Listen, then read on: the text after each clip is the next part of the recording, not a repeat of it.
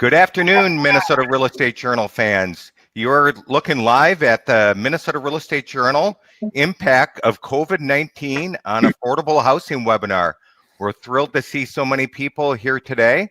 I am going to wait for just a moment as people are still getting on. The number keeps on going up. It's now at 82 people, and we're scheduled to have about 300 people online here today.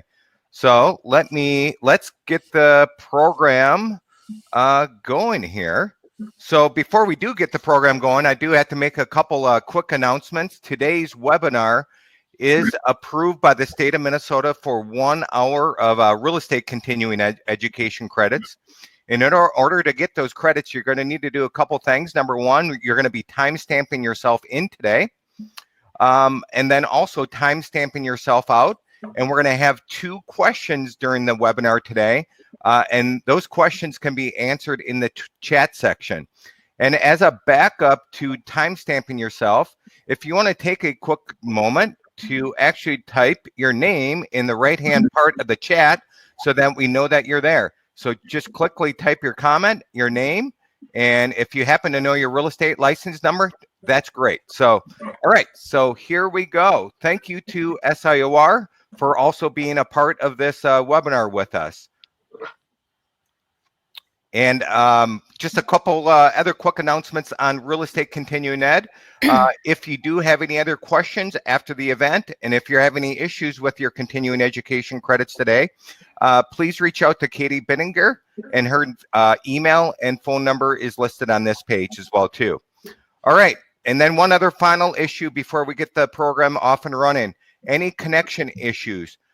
So above your screen where all the speakers are photos are right now, or videos are right now, there will be a red reconnect button. If you're having any issues, just click that reconnect button and that should solve your problem.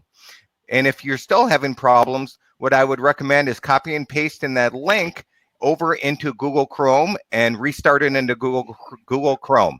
So, all right, so here we go today, folks. So moderating our session today is going to be Tom O'Neill. Tom O'Neill is with Doherty Mortgage. Tom, it's all yours. Please take it away. All right. Thanks, Jeff. Welcome, everyone, to today's 1 hour webinar sponsored by the Real Estate Journal. And I am very excited to have 3 analysts who are very experienced, just fantastic voices in the affordable housing industry. Of course, the title of today's webinar is The Impact of COVID-19 on Affordable Housing. And as Jeff said, I'm Tom O'Neill. I'm Vice President of Market Development for Doherty Mortgage. We are a multifamily lender based in Minneapolis, and we do a lot with affordable housing lending. So I want to introduce our panel today before we get into the discussion.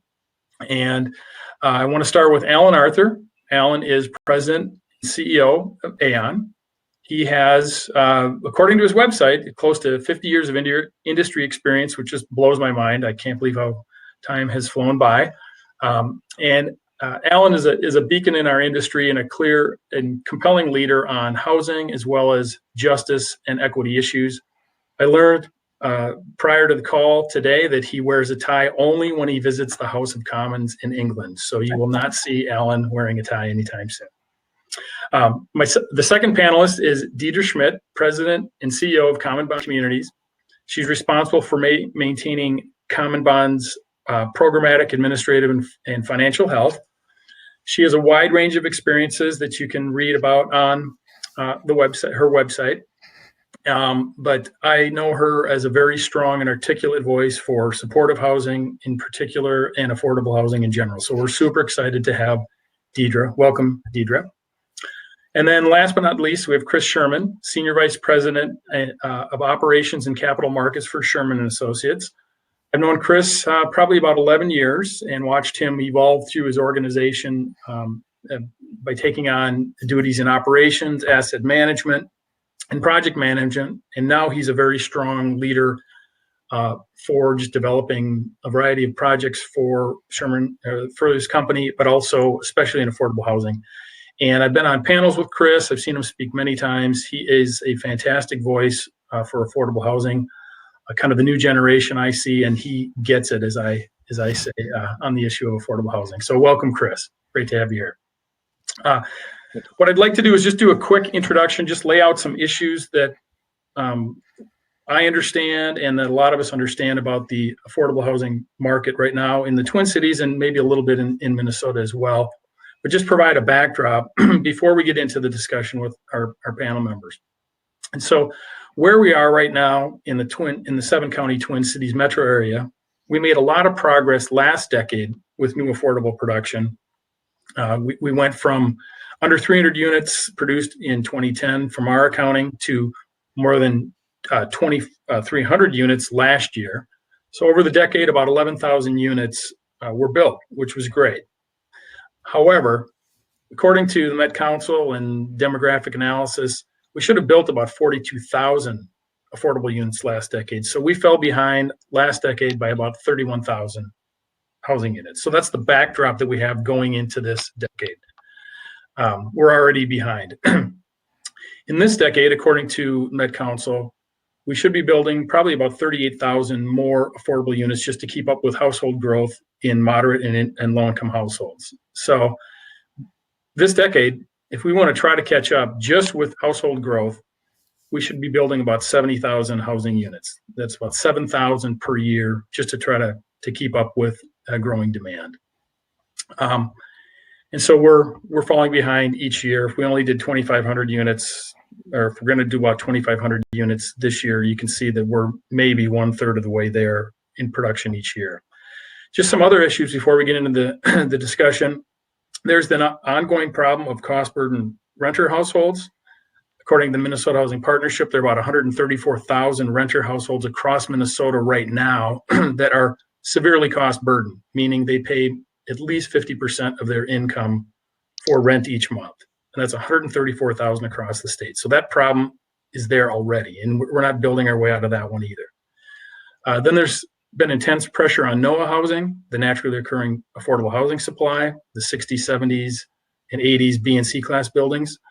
The private market has been buying NOAH units, investing in them, and renovating them, but unfortunately raising prices to the point where they're no longer affordable. So that's another issue.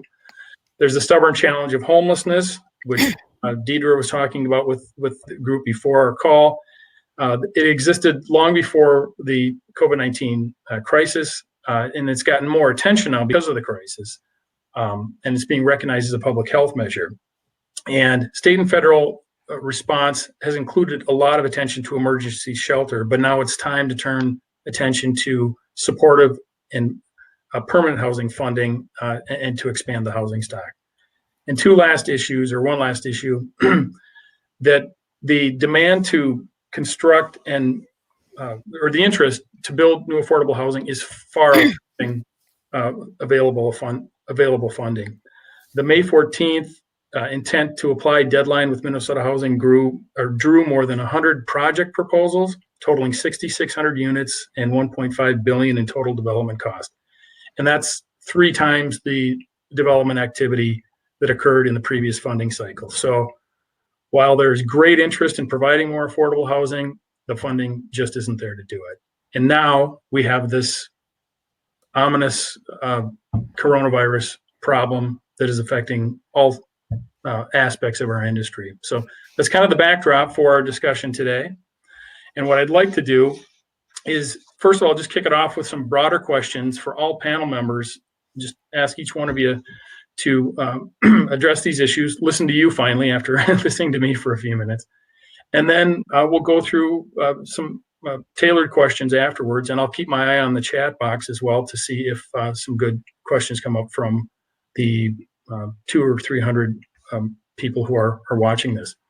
But just to start off with, Deidre, I'd like you to kind of address this one first, and I'm going to ask it to all 3 of you. How are your affordable housing properties doing right now, doing so far through this pandemic? And talk about whatever metrics you're interested in, rent collections, turnover, vacancy, whatever. But just give us an idea of how your affordable properties are doing. Sure. Well, we have been tracking the health of properties, long before COVID, but there are some indicators that we're looking to right now and that we're paying closer attention to on a more frequent basis. So we are tracking our rent collections on a daily basis now, so that we're aware of how our residents are doing in meeting their financial obligations. April and May, thus far that we know in May, are turning out to be not as bad as many of us had feared. Unemployment insurance and stimulus checks do seem to be helping folks meet their obligations. And so, just a couple of points from our experience. We're about 6% below where we were last year, this same time in our portfolio in aggregate. So a 6% reduction in our rent collections, is far lower than many of us had feared. That's an aggregate. We do still have 10 sites that have collected less than 50% of their rents. Remembering that we have a very broad set of populations that we serve in a lot of different configurations, both physical and financial. So that gives you an indication of that. The other thing, though, that I would say that we're paying close attention to is just how are residents doing in meeting these obligations, and how are they doing in meeting what else is the challenges that are going on in the rest of their lives. And the thing that I keep reminding myself and others of is, just because someone made rent doesn't mean that they're doing okay. We know that 71% of renters compromised some other really important need in their life in order to make rent before COVID. So we can imagine what kind of compromises people are making now. So later on, we'll talk a little bit about services and how we're supporting folks beyond just housing. But that's a little bit of how we're thinking about it. Sure, great. Alan, how would you describe your organization's affordable portfolio, how it's performing? Yeah, first of all, it's important to understand what our portfolio is. About 40% of our portfolio is low-income housing tax credit type housing units. About 10% of our portfolio is directly serves homeless people, and about 40% of our portfolio is no acquisitions, naturally occurring affordable housing that we've acquired within the last 5 years. The interesting thing about NOAA is that we stepped into those thinking that we would, preserve them as affordable, but the truth is they really weren't or haven't, it turns out, been that quite affordable for even the residents who live there. Many of them are already paying 50% of their income for their rent. So any kind of additional rent charge in those properties does push them over the edge. So that's the context for we're down about 2.5% across the board, with the majority of our non-payments so far being from our NOAA properties. The other properties have held pretty steady, reasonably steady. We do expect that it'll get steadily worse over the course of time. It looks like we're headed for 2.5% again, lower collections than March for May, about the same as April. And there are a lot of variables, though. It's very hard to predict where we're all headed. As some of you may know, I've been predicting that the homelessness is going to double in the Twin Cities even before COVID-19. And so I know we're going to get a chance to talk about that a little bit more, but it's an economic issue that, of course, is getting worse. So that's where we're at. Great, thanks. And Chris, I heard you talk about your portfolio a couple of weeks ago. You were talking about market rate as well, but how would you describe the performance of your affordable portfolio over at Sherman? Absolutely. So Sherman Associates has both market rate properties, but predominantly we are an affordable housing operator. About 75% of our portfolio is affordable. Our affordable housing portfolio in April ended at 94.5% collected. In May here, we're tracking at a similar level. The caveat for us is we did offer a 5% discount for timely rent payment. That was really driven by a few things, but one, us shutting down our amenity spaces, and two, slowing down with some of the work orders that came in. We're still addressing emergency work orders, but for that interim period there, we did not continue to do our standard routine maintenance in the units. We'll start doing that again here in about 2 weeks. But getting back to the collections, we we did not see much of a drop off year over year because of the 5% discount. Our collection rate held very steady. Our net collections is down a little bit, about 4%, when factoring in the 5% discount. So our net collections is down a little bit in the short term, but our expenses are also down by an amount as well. So I did want to note why we're seeing maybe slightly higher collections from a percentage standpoint than the balance of the industry. As we look forward, I think the next couple months, we're expecting collections to hold pretty steady to what we saw in April and May through June and July. Once we get out to August, that's when we start to see some uncertainty.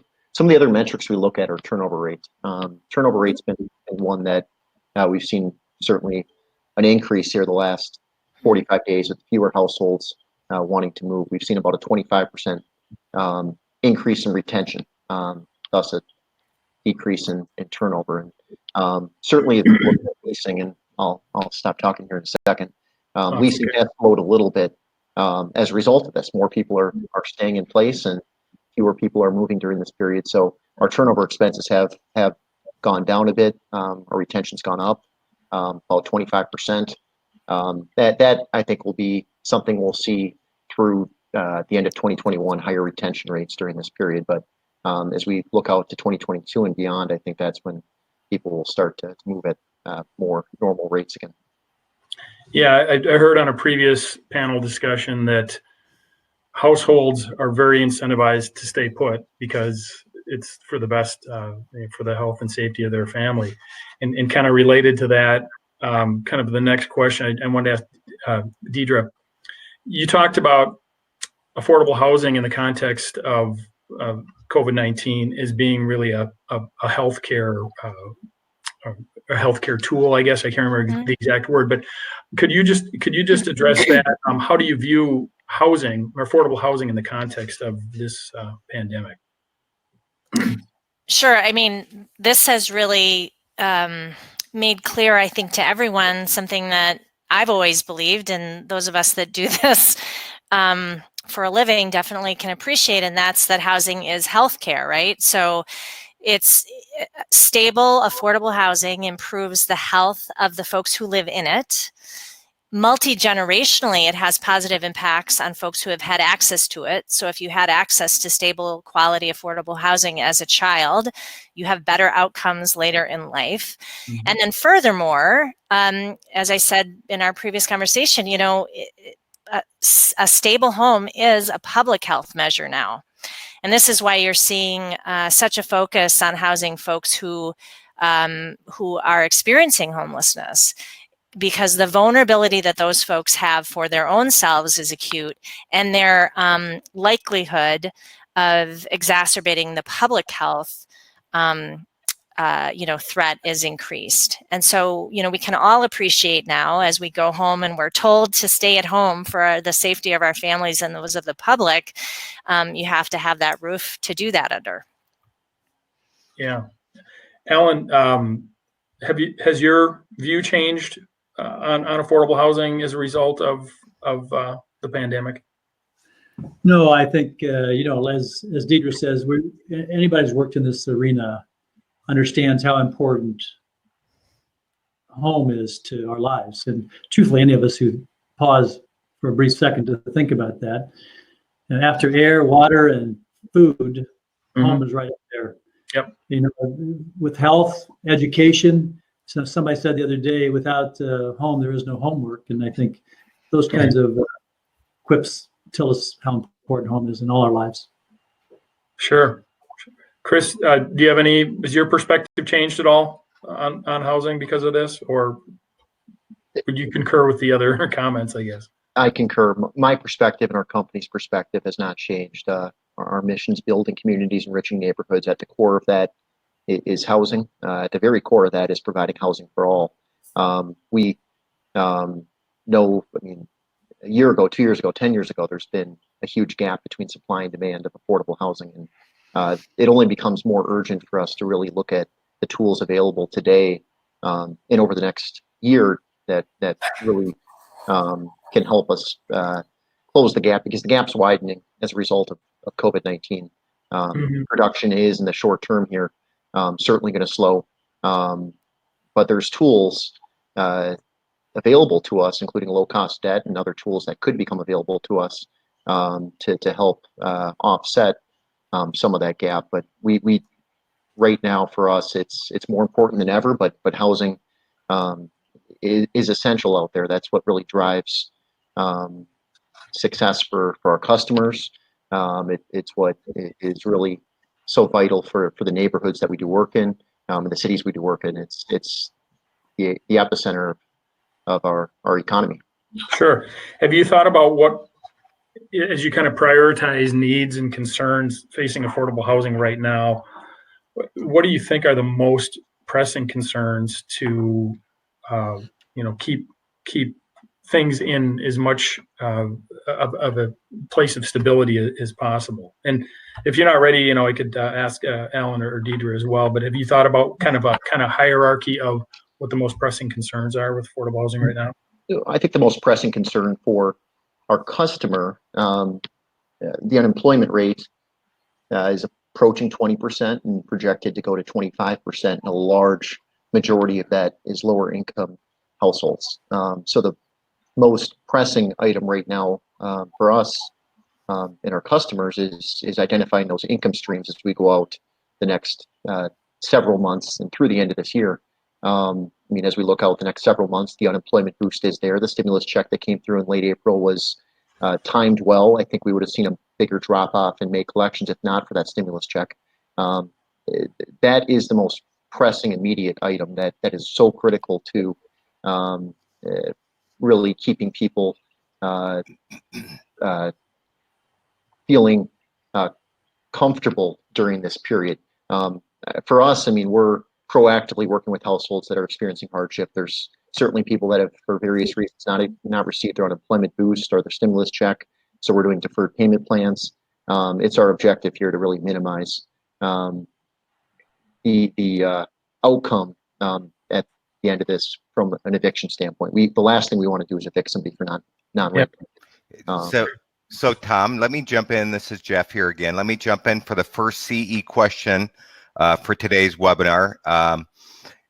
So what is everybody answer this on the right-hand side if they do need CE is starting in the month of July, let's just call it July and August, what percent of renters do you believe will be paying their rent on time? Assuming that all this CARES Act and PPP money dries up and we're not going to get any more. What percent of renters do you believe will be paying their rent on time in July and August? All right, it's back to you, Tom. All right, thanks, Jeff. Alan, what are your thoughts? How do you prioritize kind of the biggest concerns, facing affordable housing right now? What do you put at the top? Yeah, well, like Chris, it's really our residents who are going to be crushed. In the end, our mortgage lenders will figure it out. We'll figure it out with them. All the public agencies will figure it out. It's going to be a pain in the butt, but we'll figure it out. Who's going to get crushed is our residents, because unless the economy comes, they're already underpaid. They're already not making very much money. And so if they don't have jobs, they're going to get crushed. And I think that crush is going to happen in August and September, the way it looks right now, unless the federal government, the state government comes up with some significant assistance for folks who already didn't make enough money and aren't going to have any money very soon. So that's the biggest challenge we have. I think most of us are predicting mass evictions at some point, and the only question is how far can we kick that can down the road? Mm-hmm.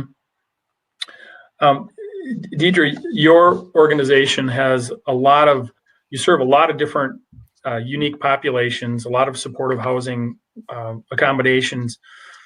How does that factor into your concern for residents? Your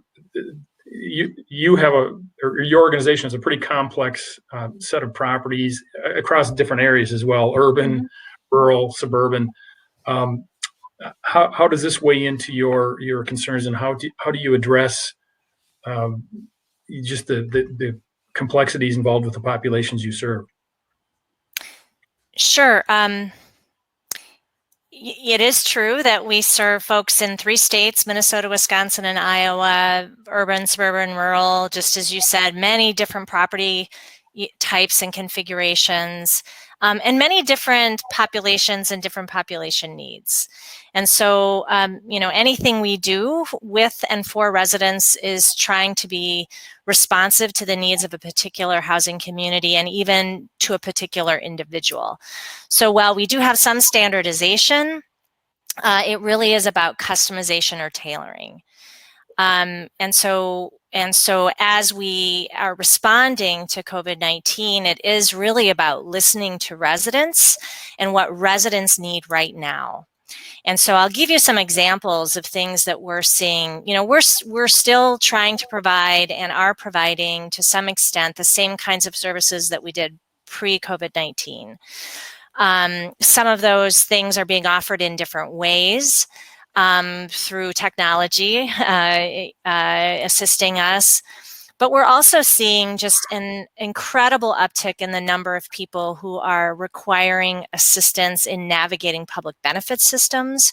So one of the things that we've repurposed or channeled some of our Advantage Services staff in doing right now, even though it might not have been part of their particular job description previously, is helping folks apply for unemployment insurance. This is an example, and it gets to the point that Alan and Chris made about residents really needing to be able to find ways to meet their financial obligations as a household. The other thing I would say is that we're just really seeing race, gender, and class equity issues being really made obvious here in ways that, if you're paying attention, have always existed. But we're definitely seeing kind of differential impact for folks that we serve. And I would also say that kind of extends to some of the differential experience that we're seeing in rent collections at this point. We're finding pockets of need in populations that we serve that you might not have thought. In fact, we're finding in our subsidized housing portfolio a lower collection rate than in our unsubsidized housing portfolio. I think it just it illustrates that folks have, needs beyond housing that they're trying to balance in a environment that's extremely stressful for them. Sure. Yeah, I'd like to come back to the race, gender, class issues, in a minute. I think that's a very important point. But I wanted to ask Alan and Chris, what Deidre talked about some of the changes Common Bond has made to serve their unique populations and their residents. What changes Alan, I'll start with you. What changes has Aon made to better serve residents, and what systems have you altered to get through this? Yeah, we've similar to Deidre. We have assigned all our staff to help residents through the process to get unemployment, obviously, and make sure they're getting the benefits and have access to benefits that they should get and can get. So that's been really important for them, and of course, ultimately for our properties and our ability to operate our properties. One of the challenges we have is that many of our properties have folks who have immigration status, for example, that doesn't make them eligible for some of those benefits. And so that's been a major challenge in some of our properties, and every property is a little bit different. One of the major challenges we're also seeing is because people are cooped up together, mental health issues and other social issues are exacerbated, whether it be domestic abuse or just isolation in some of our senior properties, et cetera, is causing serious mental health issues. And so trying to make sure we're reaching out to folks so that if they have some challenges or on that front, that they can get the services and support they need. That's what we're trying to do, at least. Sure. Chris, you've previously talked about very much on an operational basis, some of the changes that you've made at properties, including your affordable properties, the way repairs are done, the way people are leasing units, things like that. Can you talk again about the changes that Sherman Associates has made with regard to kind of specific operational issues on how you deal with tenants and you manage properties? Yes. Yeah. So for this period, some of the things that were modifying are absolutely for the short term. Obviously, us not going into the units for routine maintenance, that's a short-term change. That's not a long-term change, but there are a variety of things that we're doing right now, including virtual leasing, that really are going to, I think, position us for the long term. Part of this has been, I mean, we really have two, well, several groups, but you have the group that is already utilizing our online technology, and going to virtual leasing is certainly something that they've already experienced. But a lot of this is working closely, as Deidre and Alan have both said, with our residents and tasking our team members with really being responsible for strong communication out to our customers regarding rent payments, regarding an ability to do online. I mean, there's not that ability for everyone, certainly. And another big modification we've made physically is just knowing that. I mean, a lot of our residents need that face-to-face interaction. So as we move forward here for the next several months at least, we are setting up, and we've set up our Riverside Plaza office this way already, but we're setting up several offices with the sneeze guards, a requirement to both have the resident and our team member wear face masks. We have distributed out several hundred gallons of hand sanitizer across our Twin Cities portfolio. We're using a local distillery to make it. And we're taking a lot of safety precautions here to continue to provide that face-to-face interaction that's really required for a lot of our households that don't have the technology access or other things that are needed. That, I mean, clearly our market rate portfolio, they have that access, but with our affordable, a lot of our customers don't have that access to the technology needed. So we need to make sure that we're taking proactive steps here to get back to that face-to-face interaction that's very important for people, especially with language barriers that exist out there and other barriers. So we've been setting up all of our properties with those precautions and safety measures. And certainly by June 1st here, every single property in the Twin Cities will have those things in place for us. Sure. What changes do you think will be permanent changes with your operations after this is done? And maybe, Chris, you want to think about it, but any of you, just what changes to the operations are going to be permanent, do you think? You know, I think the set of changes that Chris was talking about, how technology can enable us to serve folks, you know, regardless of location in the future. This has been an area where we've made really significant investments that, you know, maybe we will have longer term benefit from, and will benefit residents who live with us, you know, for years to come. Our ability to meet residents where they are, aided by technology, has been increased significantly. It's had to have been, right, through COVID. I do think, though, this is one of those areas where we've enhanced our ability to interact virtually. But we still have many residents, as Chris said, who don't have adequate access to technology, either connectivity or hardware, in order to take advantage of that. So this is one of those many places where we see the differential, the have and have not. This is opening, this crisis is actually opening up and making more clear where those lines of access and privilege lie. Sure, and I see your chat comment about food and technology access. You know, could you speak just quickly a little bit about food access too? Sure. So one of the things that, you know, we've always done some of in our properties is to help residents gain access to existing networks of food supports. So whether it's, you know, Second Harvest Heartland here, or, you know, other resources in Wisconsin and Iowa, you know, basically every Advantage Services coordinator is aware of those resources and usually helps mobilize residents to work with one another in order to gain access to those food programs. Sometimes it's on site, sometimes it's about access remotely. One of the things that we've spent a lot of time on in this crisis is food access, particularly for school-aged kids. So one example that I'm thinking about in particular is Our property in Des Moines ended up being a citywide collection point for lunches for kids in that school district who would have otherwise depended on free or reduced lunch in order to be fed during the day. And because the schools have been closed, they haven't had that.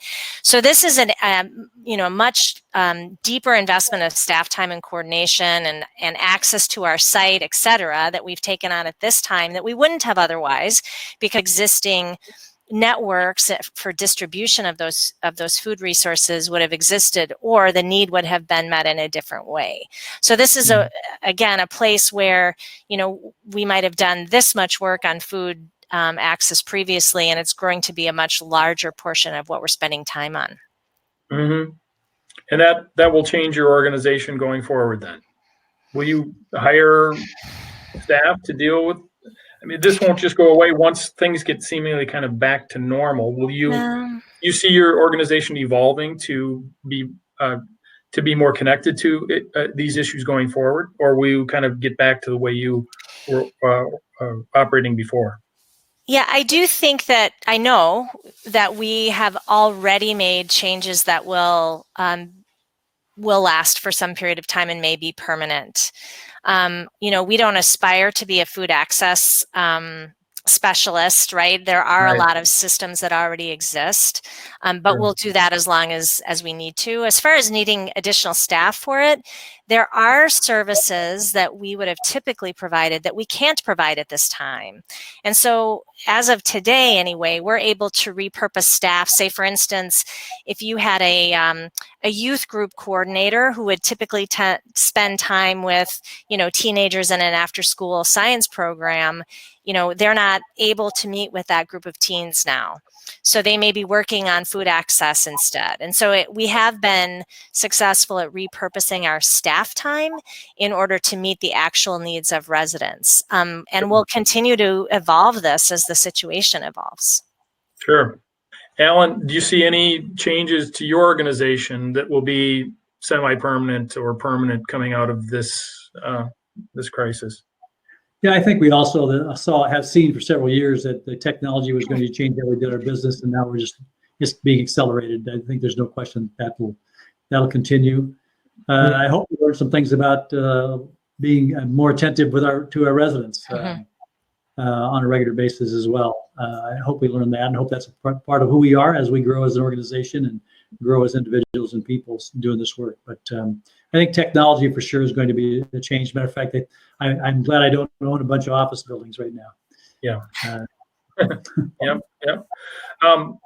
And this is a big question, and this could last a long time. But I wanted to ask it, and starting with you, Alan, for sure. Are there systems changes that can be pursued, especially along justice, race, and equity, and is now the time to try to go after broader systems change, or is it just the time to kind of survive as an industry?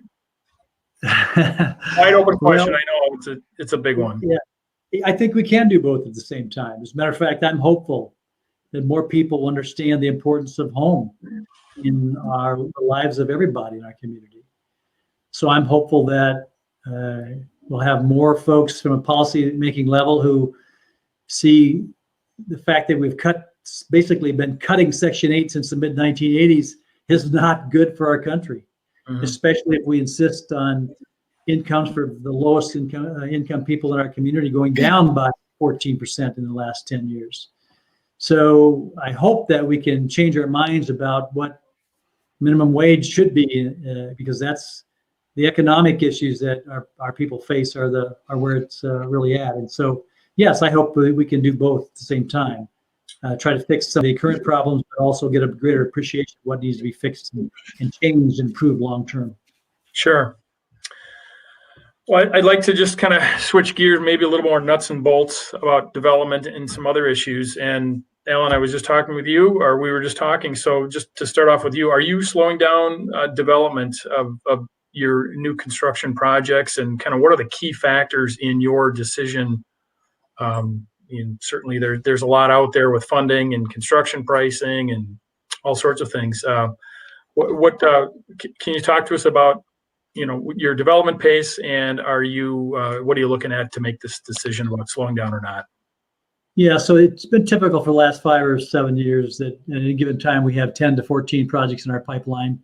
And when this hit and we understood the seriousness and the depth of it, we had that discussion. Should we slow down? What should we do? And we actually made the opposite decision to pull back the throttle and go press down on the throttle and go as full speed ahead as we can. Now, having said that, that's us making that decision. It's really not up to us. It's up to public agencies. It's up to our lenders, our funders, our donors. It's up to the community as to whether they want more affordable housing, whether they want to solve these problems or not.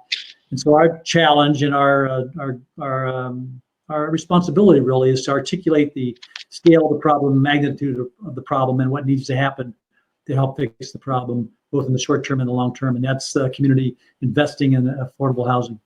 Mm-hmm. Chris, how about Sherman Associates? It seems like you're continuing to go full speed ahead with all projects, but also your affordable projects. Is that the case? And what are you looking at? What kind of metrics are you looking at to make these decisions? Generally, I mean, we have maintained our pipeline. We've reprioritized things, but similar to Alan, I will say that our affordable housing projects in our pipeline have, from our viewpoint, been just prioritized further. The challenge has been the other components. For the last several weeks, it's been our banks that have been working on SBA PPP loans and prioritizing those. That slowed things down for 30 days, which it should. Our banks should prioritize those things during that period, and that was certainly something that came into play. The other consideration for us was, what type of construction delays, if any, are we going to see as a result of this? And for the last 60 days, that was a question mark. And now as we look forward, we're starting to better understand how this is going to impact construction, and it does in the short term. I think, we're going to see 3 to 5 week delays on some of the projects we have under construction due to this. But I also think on the flip side of this, we could see construction accelerated a little bit as office development slows down, as retail development slows down, as hospitality development slows down, and more labor comes to multifamily. We could see some acceleration 3 to 6 months from now in those schedules. But big picture, as we look at our metrics, we're moving full speed ahead with our affordable housing projects because of the large demand for quality affordable housing right now, and for the last 10 years. And low cost debt, if we can leverage up very low cost debt right now, that's huge. That's huge to leverage up better utilize public dollars to leverage up private financing. And we can access really low cost debt right now. And then I think too, as we look forward, we're very focused on really the other component of this, and that's preservation, which is not your specific question, but there's a huge opportunity right now for us to preserve more affordable housing and do it both with a repositioning standpoint to do the improvements needed for the next 20 years, but also just preserve it in general with low cost debt. What about, just related to that, what about valuation? Jeff, do you need to ask another question? Yeah. Let me ask one quick question. This is a perfect question. So it's a B, or C option. Is what year does everybody see that there's going to be the most affordable housing development and construction in the Twin Cities? 2020, 2021, or 2022? Put your answer off to the side. All right, back at you, Tom. Great, thanks. Chris, you're talking about preservation. There's an opportunity for preservation right now because of low-cost debt, but pricing also is a big consideration, of course. Do you think that acquisition costs for NOAA properties do you have any indication that they're going to be going down as a result of this, or any indications at all on what's going to happen with pricing of NOAA properties? I don't think we'll see a discount in values. I do certainly project out that we'll see plateauing of revenues and some decrease of revenues between fourth quarter of this year and fourth quarter of 2021. 2022, we should see revenues grow again, but incomes will be down and rents will be down too. But expenses will also be down. Income may be down a little bit, but I don't think values will be altered much in the marketplace, which is a result of really continued interest in acquiring affordable housing for the long term. We don't see a decrease in value. Thus, the debt we're able to support to build these projects. It's low cost right now. The challenge is the gap. We've had a big gap on these projects for a while with where construction prices are on, with where real estate prices are on. That's been the biggest challenge, is just filling the gap between the costs and the valuation. Sure. Deidre, I'd like to double back with you and just ask you what Common Bond's plans are in terms of new construction or preservation efforts, just expanding your portfolio. Mm-hmm. Have your plans changed at all or on any specific front because of this? I would say our plans and aspirations haven't changed. So last year we brought online the most number of new developments that in the history of the organization. We're not going to do that again this year, but we still have a really healthy pipeline, and it's a mix of new construction and preservation. So those plans haven't changed. I would say some of the things that we're watching resemble what Chris and Alan mentioned: labor pricing and availability, materials pricing and availability, health of workforce. Those are all, even availability of inspectors, frankly. The biggest scare we had actually wasn't about construction sites shut down. It was about being able to get a CO on a fully constructed building. So, all of those things have to come together in order to keep that pipeline moving forward. And thus far, knock on wood, I think everyone's feeling pretty pleasantly surprised at how few disruptions we've seen thus far. Mm-hmm. For any of you, what about, Chris, you talked a few days ago about financial feasibility and funding. Could any of you or all of you just weigh in on just, I guess, kind of financial analysis of projects these days, underwriting standards, any issues with funding that might have changed? I know, for example, with FHA insured mortgages or HUD loans, reserves are going to be going up. But can any of you talk about kind of the financial feasibility of your projects, how that might have changed, and the funding sources for any of these, whether it's a NOAA acquisition or new construction? Well, there's no question there's going to be COVID-19 reserves required of some kind, significant COVID-19 related reserves required in everything we do. So that puts another hole in the project that has to be filled by somebody. And in affordable housing, it can't be put on the backs of the residents, or it's no longer affordable. So that means some public agency basically has to come up with an extra $1 million per project, or some number to fill that reserve hole. Besides that, I think everything is pretty much the same. Chris talked about the demand is going. We think the demand is going to continue to be strong. Obviously, when we're not this short of affordable housing, our arena is going to continue to be able to do work. On our end, as we look at the two primary sources, debt and tax credit equity, and then you got the gaps. There's three primary. The debt, cost of debt's gone down about 100 points the last 4 months, 5 months. So the cost of debt with HUD's around 3 with Fannie Freddie, low 3s with our banks, high 3s. So the cost of debt is very low. On the flip side, equity's kind of maintained for all of our existing deals. We've not seen a drop in pricing yet, but we do anticipate over the course of this year that pricing for tax credits will come down a little bit, hopefully not more than 3 to 4 cents. So that will probably offset the interest savings we're going to see on the debt. With gap financing, the gap's still about the same. Construction costs have not come down yet. I think certainly in the short term, there's going to be more reserves required on these projects. There's going to be some more conservative underwriting that's done for revenue growth. So I do think ultimately we'll see construction costs plateau or come down a little bit here. That will offset maybe some of the other decreases. All in all, I think the net effect is close to a net zero. The gap is still large, and figuring out the most effective ways to fill that gap is critical. Tax rates, one, I certainly think as we move forward here the next 3 to 6 months, we're going to see faster construction schedules, and we're going to see some decrease in construction pricing. And with low-cost private debt, now is an opportune time to utilize the private sector to really bring in substantial dollars at a very low cost to build and preserve affordable housing. Mm-hmm.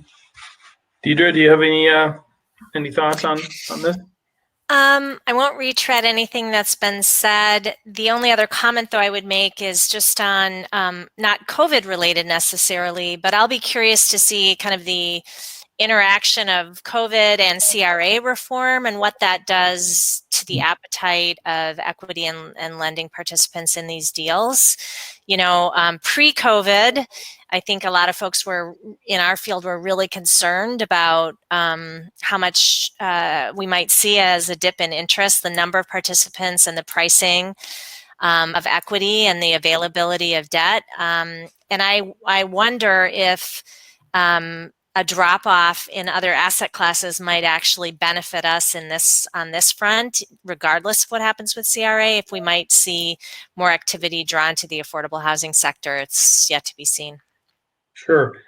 You know, there are other tools or financial tools. Deidre, I'd like to hear you weigh in on some of these as well, but local housing trust funds, state housing tax credits, TIF pooling, you know, talk about changes in the 4% tax credit. What do you see coming down the road that might make a material positive effect on project funding from any of these initiatives at the state or even federal level? And what are you working hardest in your network to push? Well, what I'm watching really closely is whether or not we'll see any expansion of rental assistance, either at the state or the federal level. For all the reasons that were laid out earlier in the call, you know, resident unemployment or loss of hourly wages is really a significant danger for them and a danger for portfolios and even, you know, at the enterprise level for organizations like ours. So rental assistance helps individuals and helps our industry. So that's the first piece that I'm really looking at and spending as much time as I can talking to folks in decision-making positions about the, you know, utility of rental assistance.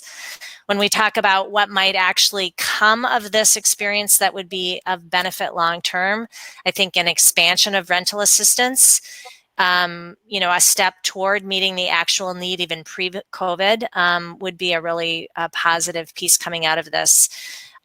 We're absolutely also, you know, here in Minnesota, watching whether or not, you know, they've closed our legislative session, but promised to reopen in June, you know, whether we could get housing infrastructure bonds included in a bonding bill that might come up at that time. We're watching that here. Also, you know, property tax reform. It's been on the docket for discussion a couple of years in a row. Those are some more local things that we're watching. And finally, on the federal front, there are changes to the tax credit that have been discussed for a couple of iterations now. That would be great to see. The fixing of the 4% credit would actually be really powerful in combination with some suggested changes to the 50% test on bonds. Alan, what are your thoughts on this? Yeah, as I kind of stated earlier, I am hopeful that we'll pay more attention to affordable housing and we'll understand some of the things we can do to make a difference. I will say that I think we often pretend about the magnitude of what's needed and how long we've ignored the problem. You know, I've been predicting that this would be the first presidential campaign where presidential candidates actually talked about affordable housing for 50 years. Now, I'm not sure that's going to be the case since there's something else to kind of talk about. Yeah. But I do think that people are paying more attention to affordable housing.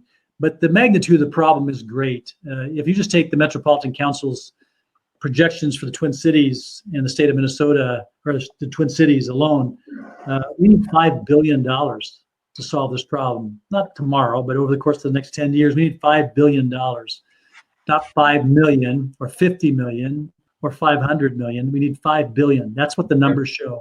And I'm being conservative. So I just hope we stop pretending and start trying to work towards really solving the problem. And I think we can. Yeah. Chris, are you bullish on any particular initiatives or efforts or proposed legislation that would help affordable housing development? I mean, similar to what both Deidre and Alan said, I mean, we're, I think, looking at some of the state and federal initiatives that are out there, setting the 4% credit at 4% would be huge, and bringing more equity to these projects and filling a portion of the gap, so that we need less state and city funds to get these projects to work. At the state level, it is real estate taxes is the biggest impact, both state and locally, within our cities, that can be had. What's being discussed right now at the state is consideration for a reduction in the 4D tax rate from 0.75 down to 0.25%. And as I noted earlier, I mean, we're at near historic lows for the cost of debt. And I think the cost of debt will stay low for the next 2 to 3 years. So if there was an ability for us to reduce our real estate taxes by a significant amount, the flip side of it is bringing all this additional private debt to the table to build these projects and preserve these projects. And preservation is probably the bigger impact, because it's just making it for the long term. We're building these projects to be there for 100 years. I mean, that's the type of development we're doing. They're going to be there for 100 years. So let's have them be there as affordable housing for 100 years. And the tax rate is the biggest long-term driver on keeping them affordable for the long term. And right now, with the cost of debt being 3% for stabilized assets, if we're able to reduce the tax rate from 0.75 down to 0.25 on naturally occurring affordable housing and tax credit affordable housing, I mean, that's going to probably have the biggest impact from a state and local standpoint of any tool out there, from my opinion, because we can just leverage up really low cost private financing. And we've got a lot of great banks and lenders here in Minnesota that are wanting to help us solve this problem, and not solve it, but slowly close the gap. As Alan said, it's going to take a long time to get there. Sure. Well, I'm looking at the clock, and we have about 3 minutes left. So what I'd like to just do is ask each one of you, just what is your outlook, kind of for the industry overall? When do you think we might get to some sense of normalcy, and what do we kind of have to get through, I guess, to get to that point, if we'll ever get there again? But anyway, any one of you, just start off kind of what your outlook is, and what are we looking at for kind of a timeline for normalcy? All right, I'll jump in. I don't see normalcy until at least fall of 2021. I think we're going to continue to struggle in many ways, but we'll figure it out, because that's what we do. We will adapt. We're learning already, and we'll continue to learn, and we'll continue to work with our partners to provide affordable housing. No one wants to take affordable housing properties back. No bank, no lender. We'll work through these technical problems. It's our residents that I'm most worried about. And until the economy gets back, many of our residents are going to suffer badly. Mm-hmm. Yeah, we're seeing a very similar outlook. Late 2021, potentially 2022, before the jobs and scale start to come back to the market, before the real income streams come in to the market from those jobs. In the interim here, certainly fourth quarter of this year, first quarter of next year are quarters of concern during the winter months, during a period where some of those income streams that residents are currently able to access through unemployment, the stimulus checks, may or may not be there at that point. I think late this year into early next year will be the toughest period, potentially, dependent on the stimulus bills that get passed in the future here. But 2022 is kind of our projection on when we see the economy starting to really rebound more noticeably. Sure. And Deidre, you get the last word. two geniuses spoke ahead of me. I wouldn't refute anything they say. I think, it all depends on how you define normal. So I think, we can think about that as what is normal in human interaction, what is normal, and what we knew about walking into a site and getting a tour of a unit and, connecting with a human being. We may never get quite back to that again. I think we'll see some social norms change, so that we have a new normal that comes up in that regard. From a financial perspective, I think, and from business operations, I think what Alan and Chris had to say is absolutely valid. The only other thing I would just say is that, I do hope that longer term, we're remembering the roots of future problems that this will place. So when folks look back and do analysis of what happened, in the housing crisis and the Great Recession, they tagged that to a reduction in retirement savings and other investment expenditures on the part of low and moderate income people.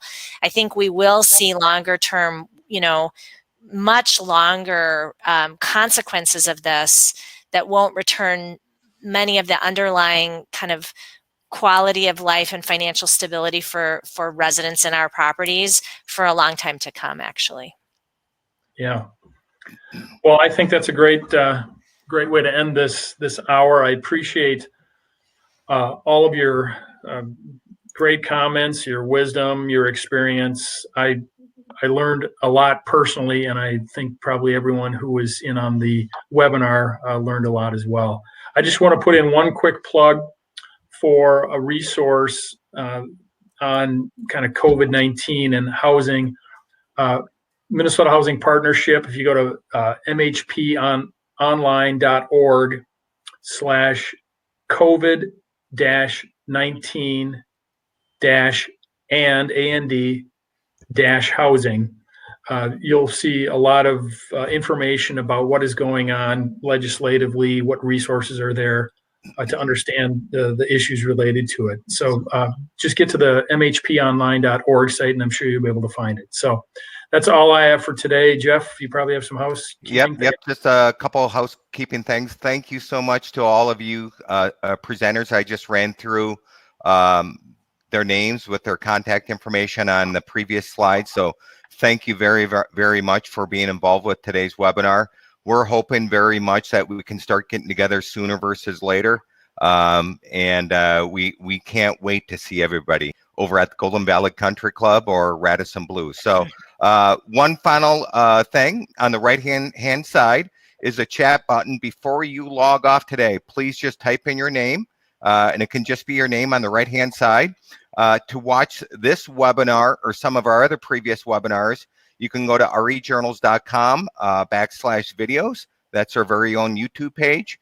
And for any of those people in the audience today looking for other continuing education opportunities, here's 6 more opportunities coming up over the next couple weeks. So please check those out. And that is it today. So thank you very much. I'll leave the site up for a while as people are starting to log off. But thank you so much, and look forward to seeing everybody soon in person. Enjoy your days. Thank you, Jeff. Thank you, Tom. Thank you. Yeah, thanks, Alan, Deidre, and Chris. You were all just great. So I appreciate your preparation and everything you said. So thank you very much for making this a success. Thank Have a you. great Thank day, you. guys. Yeah, Bye-bye. thanks, Tom. Thanks, Jeff. Take care.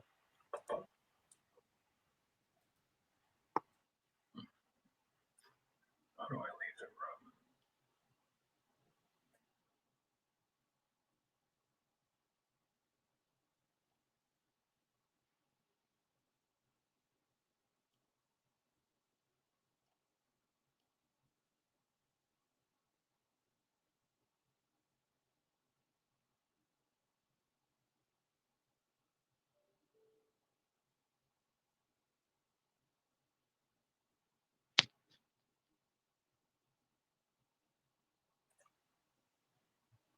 Jeff, I'm going to sign off then, okay?